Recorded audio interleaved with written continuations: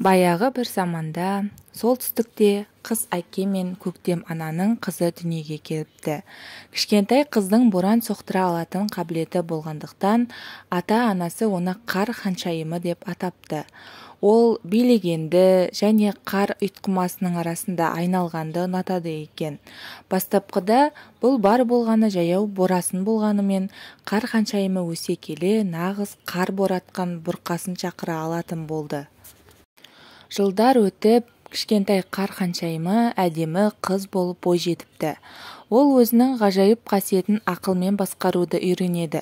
Бір күні қар ханшайымы солтүстік шеттегі туған үйін қалдырып, жер бетін аралап көретін мезгіл жетті деп есептеп, әкесі мен анасынан өзін саяхатқа жіберуді сұрайды. Олар келісім бере отырып, оған бір ғана шарт қояды. Есіңде болсын, қызым, дейді оған көктем ана. Сен ешкімді, оның ішінде адам баласын жақсы көрмеуге тиіссің.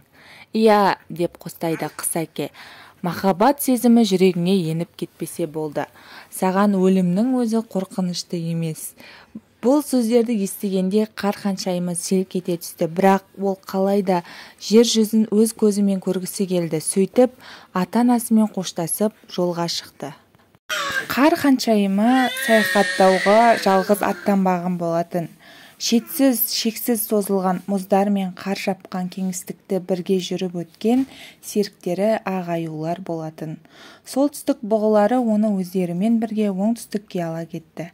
Ормандағы жолдардан оны дыбыссыз сақшылар ретінде қасқырлар қорғап алып жүрді. Түні бойы полярлық үкілер ай сәулесінде қара көк көлеңкесін серпіп, қар ханшайымын басқа қауіптерден қорғады. Қар ханшайымы барлық аңдар мен құстарды жақсы көретін, бірақ бәрібір де адамдардың арасына барғысы, олардың қалай өмір сүретіндерін білгісі келді. Ақырында қар ханшайымы шағын елді мекенге кез болды. Ол қардан аққала жасап жатқан екі балақайдан көз алмай қарап тұрды. Үйшіктің қасында қарулы, жирен сақалды қарт отын жарып, ал бозбала айырмен қойлардың қашасына шөп лақтырып жатты. Екі жас бала оны қармен атқылаған кезде жігіт мәз болып күледі. Күн батқан мезгіл қар біткенді алтын шапаққа бояған кезде үйшіктің есігі айқара ашылып, жылы шырайлы әйел шығып, отбасын тамақ ішуге шақырды. Қар ханшайымы бірнеше күн бойы орманға жасырынып жүріп, осы үйдің адамдарының тіршілігін сырттай бақылады.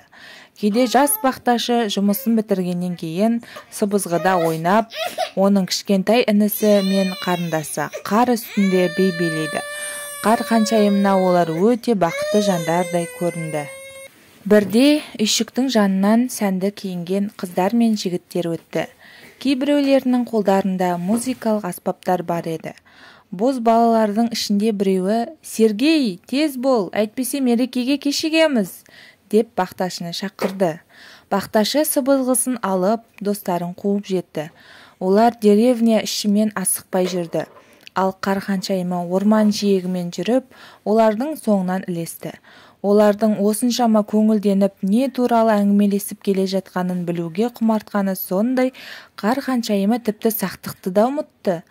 Оны байқап қалған Сергей бұрылып, қар ханшайымына қарап, «Соқпақ жолмен жүру анағұрлым ыңғайлы, бізге қосылғың келе ме?» деп сұрады. Жігіт тоқтап, жымиған күйі оған қолын созды. Алғашқыда қар ханшайымы бір түрлі сескенгені мен оның білмекке деген құштарлығы жеңді. Ол жігіттің қолынан ұстап, орманнан шығып, соқпақ жолға түсті. Жігіт одан есімінің кім екенін сұраған кезде, қар ханшайымы деген есімінің адамдар есіміне ұқсамайтынын ойлады. Бұдан бұрын бақташының өзінің қарындасын Катя деп дауыстай шақырғанын естіген ол, «Менің есімім Катя» деп танысты. Қысқы мерекеде көңіл көтерерлік қаншама ойын сауық болды десеңші. Бұғы жегіп жарысу, конькимен сырғанау, ән және би сайыстары. Музыканттар күні бойы адамның делебесін қоздыратын жалынды би әуендерді ойнай берді. Сергей мен достары алау айналасында шаршағанға дейін билеуден жалықпады. Мереке аяқталған кезде Сергей қар ханшайымның қасына келіп, үйіне шығарып салуға рұқсат сұрады. Қар ханшайымы өзінің үйінің қысқы орман екендігін, ал қар оның төсегі мен жамылғысы екенін қалай түсіндірсін? Ол басын шайқады. Онда біз жақында тағы да кездесе аламыз деп үміттенем, деді Сергей. Сол түні қар ханшайымы түсінде ата-анасын көрді. Қыз әке оған: есіңде болсын, адамға деген махаббат жүрегіңе енбей тұрғанда, сен үшін өлімнің өзі қорқынышты емес, деп қайталады. Бұл түс оған үрейлі көрінді. Таңертең қар ханшайымы Сергейдің қойға шөп салғанын, ал оның інісі мен қарындасының қар үстінде ойнағанын көруге бармады. Ол адамдар әлемін ұмытуға серт етіп, солтүстікке жабайы ну орманға аттанды. Енді қар ханшайымы өзінің көңілін аулап, ішін пыстырмайтын аңдардың қасында орманда күн кешіп жатты. Ол түлкімен ойнады, қояндарды қуды, ал орман бұғылары қар ханшайымы орманда серуендеген кезде оның соңынан ілесіп жүрді. Ол алай-дүлей боран шақырып билеуге тырысты, бірақ бұдан жаны тыныштық таппады. Күндер мен апталар өтті. Ал қар ханшайымы болса күннен күнге мұңая берді. Ақыры жалғыздық оны жан төзгісіз жағдайға жеткізді. Сол кезде ол қайтадан оңтүстікке, сол елді мекенге жол тартты. Сөйтіп, бірнеше күннен кейін ол таныс үйшігіне де жетті. Сергей терезенің жаппасын жөндеп жатыр еді. Қар ханшайымы оны серуендеп қайтуға шақырды. Сергей: қуана-қуана серуендеймін сенімен, Катя, деп жауап бергенде, қар ханшайымы жымиып күлді, себебі оған өзін нағыз адамның есімімен атағаны ұнаған еді. Қар ханшайымы алаңқайда тоқтай қалып, Сергейден өзіне арнап сыбызғы тартып беруін өтінді.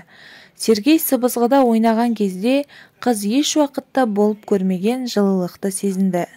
Осылайша бақташы мен қар ханшайымы достасты.